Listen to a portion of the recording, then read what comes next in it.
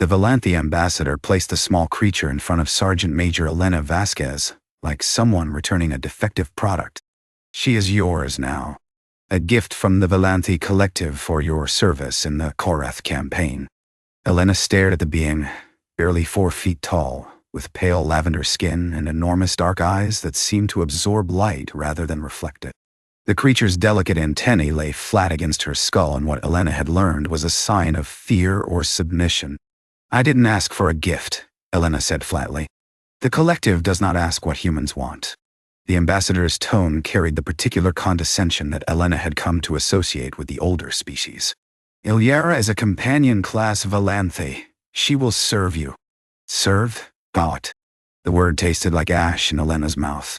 23 years of military service, 17 campaigns, and this was her reward. Ownership of another sentient being wrapped in diplomatic ribbon. The small Valanthi, Ilyara, finally looked up. Her dark eyes met Elena's, and something in that gaze made Elena's chest tighten unexpectedly. There was intelligence there. Assessment. Conda. And underneath it all, a resignation that Elena recognized from her own reflection in too many mirrors. I don't want a servant, Elena said carefully, directing her words at both the ambassador and the creature before her. Want is irrelevant, Sergeant Major. The ambassador was already turning to leave. She is companion bonded to you now. The process cannot be reversed. If you reject her, she dies within a solar cycle. The Collective considered this appropriate motivation for your cooperation. The door sealed behind the ambassador before Elena could respond. Silence stretched between them. Elena's quarters on the station suddenly felt too small, too crowded with this unwanted responsibility. You may speak, Elena finally said, unsure of the protocols but certain that standing in silence wasn't going to solve anything. I know what you are thinking. Ilyara's voice was surprisingly steady, melodic in a way that seemed at odds with her defeated posture. You are thinking that you did not survive 17 campaigns to become a keeper of exotics. Elena's eyebrow rose. You read minds? No. Faces. Humans are expressive.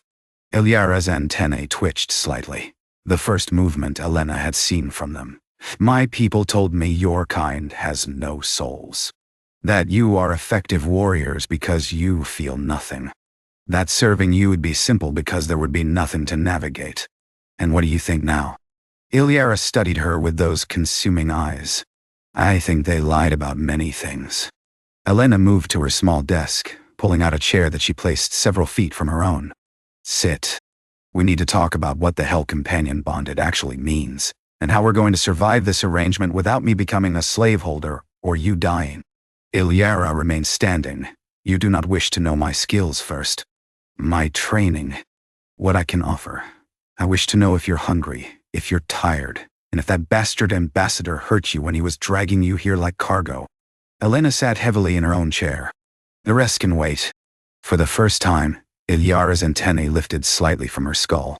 The fear hadn't left her eyes, but something else had joined it, something that looked dangerously close to hope. I'm not hungry, she said slowly, as if testing whether honest answers were permitted. I am tired. And no, he did not hurt me. Physically. Elena noted the qualifier but didn't push. There's a secondary bunk. It's not comfortable, but it's yours. We'll figure out the rest tomorrow. You are not going to ask about the bond.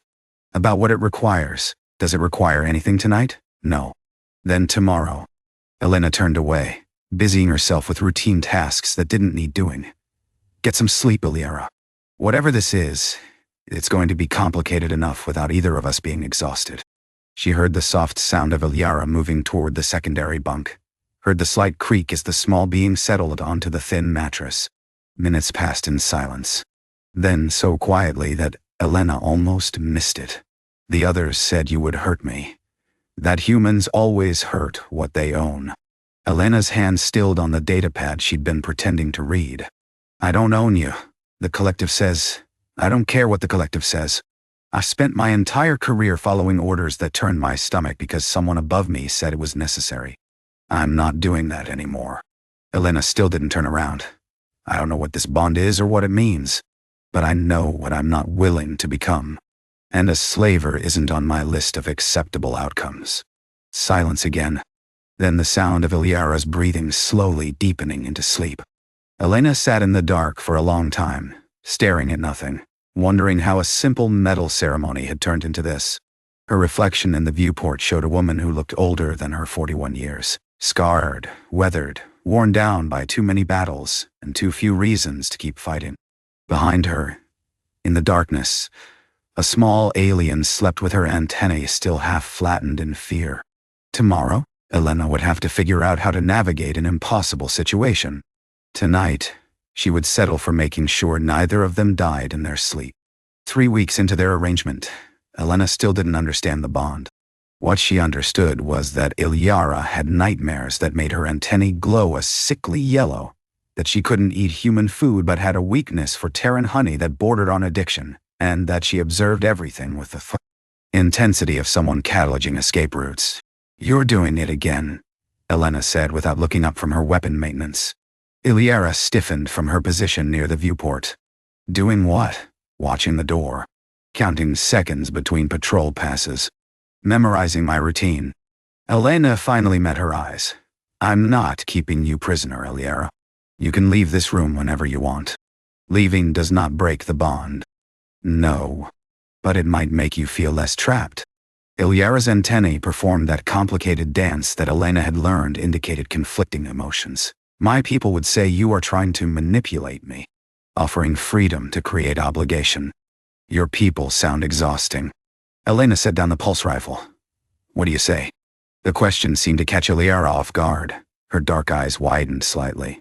"I'm not often asked what I say. Get used to it." Before Ilyara could respond, Elena's comm unit chirped with a particular tone that meant deployment orders. She read the message twice, then looked at Ilyara with an expression the small alien had never seen on her face before. "What is it?" Ilyara asked. "Korath remnants. They're attacking a refugee convoy in the Tassara corridor. Command wants me to lead the response team.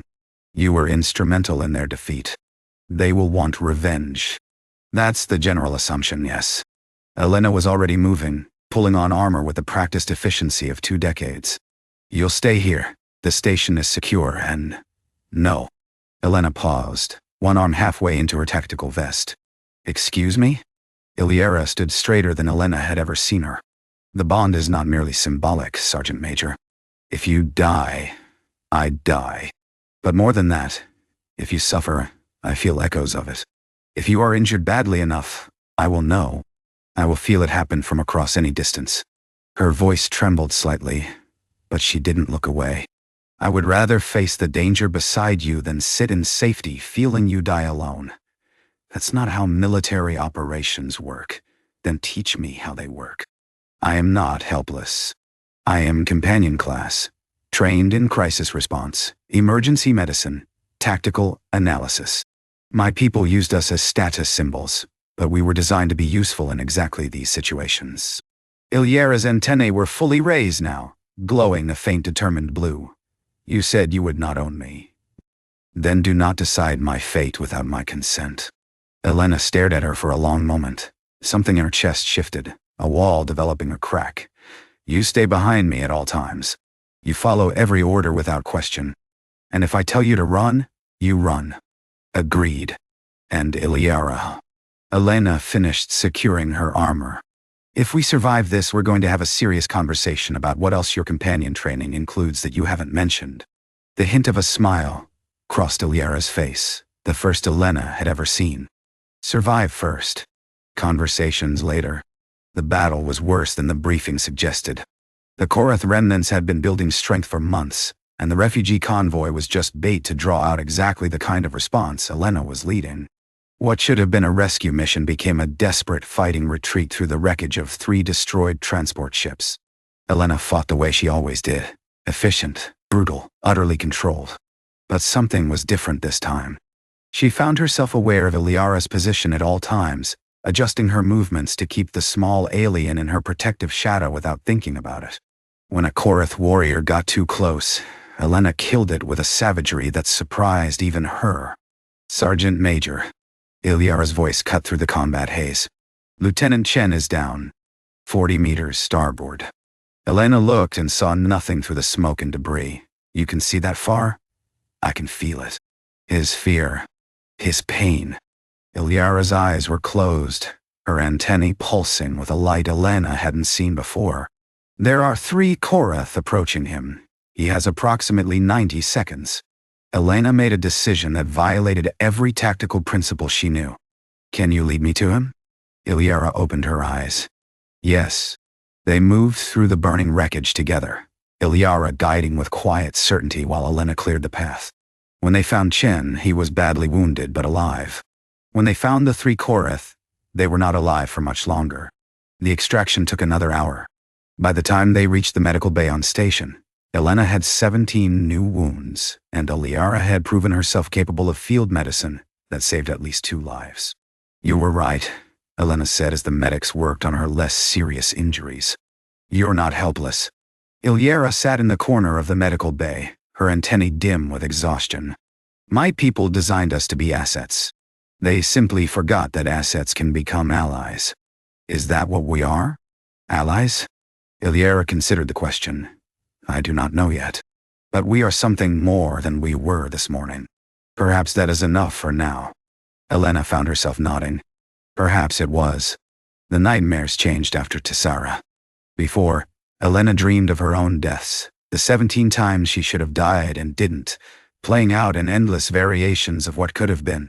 Now she dreamed of Ilyara dying, of being too slow, too far away, too weak to protect the small alien who had somehow become essential to her in ways she couldn't articulate. She woke, gasping from one such dream, to find Ilyara standing beside her bunk, antennae glowing soft white. You were distressed, Ilyara said quietly. I felt it. Sorry. Didn't mean to wake you. You did not wake me. I have not been sleeping. Ilyara hesitated, then added, I felt your dreams. Not the content, but the shape of them. Fear. Loss. Helplessness. She paused. I did not know humans could feel helpless. Elena sat up, running a hand through sweat-dampened hair. We're very good at hiding it. Why? Because showing it gets you killed. Or worse, it gets the people depending on you killed. Elena looked at the small alien, really looked at her for perhaps the first time. In the dim light, with her antennae casting gentle shadows, Ilyara seemed less fragile than she had 3 weeks ago. Or perhaps Elena was simply seeing her more clearly. Is that what the bond is? Feeling each other's emotions? It is part of it. Ilyara moved to sit on the edge of Elena's bunk, the first time she had ventured that close voluntarily. The bond grows stronger with proximity, with shared experience. Eventually, bonded pairs can communicate without words, can find each other across any distance, can sense when the other is in danger. And that's what your people designed you for. To be emotional GPS systems for whoever claims you. We were designed to be many things. Companions. Counselors. In some cases, shields. Ilyara's antennae flickered. There is a reason we die when rejected. A broken bond is agony beyond description. My people considered it a useful safeguard, ensuring that those who received us would keep us alive out of self-interest if nothing else. Elena felt something cold settle in her stomach. Self-interest. It is the foundation of most Valanthi relationships. They do not understand. Ilyara trailed off. Don't understand what? Kindness without purpose. Sacrifice without gain. The humans I observed before you were assigned to me, they would share food with strangers. Protect children who were not their genetic offspring. Risk death for ideas, for abstractions, for people they would never meet. Her voice had grown wondering. My people told me these were signs of weakness, of evolutionary failure. That humans prospered despite these traits, not because of them. And what do you think? Ilyara met her eyes in the darkness. I think your species confuses everyone who tries to understand you. And I think that perhaps you confuse yourselves as well. Elena surprised herself by laughing, a rusty sound that hadn't emerged from her throat in longer than she could remember. You're not wrong about that. Why do you care what happens to me? The question was sudden, almost desperate. The collective says, forget what the collective says. Tell me what you actually want to know. Ilyara's antennae trembled. I want to know why you rushed toward Lieutenant Chen. Why you put yourself between me and danger when a simple calculation would show my death costs you nothing? Why you dream about failing to protect me when you owe me nothing? The answer came to Elena before she could analyze it, before she could construct a safe response that maintained appropriate distance. Because you're not a burden, she said quietly. You're not a status symbol, or a responsibility, or an asset. You're a person who was given to me without consent, and the only thing I can control in this situation is how I respond to it. She paused. You deserve protection not because of what you can do for me, but because you exist. Because you're scared and far from home and stuck with a broken-down soldier who doesn't know how to be anything other than what war made her. Ilyara was very still. Her antennae had stopped glowing entirely. The Valanthi do not have a word for that, she finally said. For what? For being seen. Not assessed or evaluated or ranked. Just seen. She reached out tentatively, her small hand hovering near Elena's arm without quite touching. May I? Elena nodded. The touch was cool against her skin, and with it came something Elena hadn't expected. A flood of emotion that wasn't her own. Fear that was slowly transforming into trust. Loneliness that was beginning to ease. And underneath it all, a tentative, terrified hope that maybe, after everything, she had found someone who wouldn't hurt her. Is this the bond? Elena asked. Yes. I have been shielding you from it. I did not want to intrude. What changed? Ilyara's grip tightened slightly. You asked me what I thought. What I wanted. What I believed. In my entire life, no one has ever. Her voice broke. I was raised to be given away. To serve. To be useful. The concept that I might have thoughts worth hearing, beliefs worth knowing, desires worth acknowledging. This is not part of my training. Then your training was garbage, Elena said firmly. And we're going to have to spend a lot of time unlearning it. You're stuck with me, and I'm stuck with you. Might as well make the best of it. For the second time, Elena saw Ilyara smile. This time, it reached her enormous dark eyes. The collective came for Ilyara 6 months later. Elena had known they would eventually. Companion-class Valanthi bonded to a human war hero was too valuable a political asset to leave unmonitored. What she hadn't expected was the form the reckoning would take. The collective demands her return. Ambassador Sorvath stood in Elena's quarters as though he owned them, which, technically, he did. The station was Valanthi territory. Elena was here by treaty, not by right. There have irregularities in her behavior. Reports that she speaks without being addressed. That she offers opinions without prompting. That she has been seen walking beside you rather than behind you. Those are crimes. Elena kept her voice level, but her hand rested near her sidearm. They are aberrations. Signs that the bonding has corrupted her function. Sorvath's expression was something Elena had learned to recognize as Valanthi disgust. She was designed to serve, not to think. To reflect, not to initiate. Whatever you have done to her, it must be corrected. I haven't done anything to her. I've treated her like a person. That is precisely the problem. Sorvath gestured, and 2 Valanthi guards entered the room. She will be taken for recalibration. The process will eliminate these deviations. She will return to you properly functional within a standard month. Recalibration. Elena felt ice forming in her veins. What does that entail exactly? The elimination of unnecessary cognitive processes. Independent thought. Emotional attachment. Personal preference. These are inefficiencies that compromise her primary function. You're going to lobotomize her. We are going to repair her. The collective does not understand your objection. She will still serve you. She will simply be better. Don't. Elena looked at Ilyara, who had remained silent throughout the exchange. The small alien stood straight, her antennae glowing a steady, defiant blue.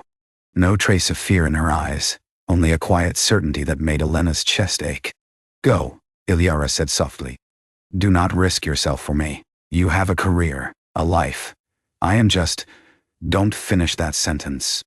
Elena stepped forward, placing herself between Ilyara and the guards.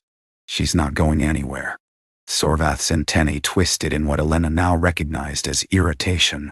You do not have the authority to. I have a pulse rifle and 23 years of combat experience. I have authority over anyone I can kill faster than they can kill me. Elena drew her weapon in one smooth motion, centering it on Sorvath's chest. And right now, Ambassador, you're testing the limits of my patience. This is an act of war. No. This is an act of protection. Elena's voice was cold and steady, the voice that had commanded thousands, that had held the line when everything was falling apart. Your people gave her to me. Your own laws say she's my responsibility. Well, I'm responsible for her well-being, and I've decided that letting you hollow out her mind doesn't qualify as maintaining it. The bond requires that I keep her alive. Nothing in our agreement specifies what state her consciousness has to be in when you visit. Elena smiled without warmth. But I think we both know that if you take her, you won't be returning her intact. And I think we both know that I'm not going to let that happen. Sorvath stared at her for a long moment. Then his gaze shifted to Elira. You see what she has become? She threatens violence for you. Risks everything. And for what? A defective companion who cannot even maintain appropriate deference. She has become exactly what she was always meant to be, Illyara said quietly. Someone who protects what matters to her. Someone who sees cruelty and refuses to accept it. Someone who... She stopped, her voice breaking slightly before steadying. Someone who proves that your assessment of humans was completely wrong. We told you they had no souls. You told me many things. Illyara stepped forward to stand beside Elena, her small hand finding Elena's free one and intertwining. Their fingers.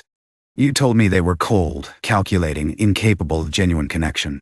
You told me I would be nothing more than a pet to them. You told me they would never see me as anything other than property.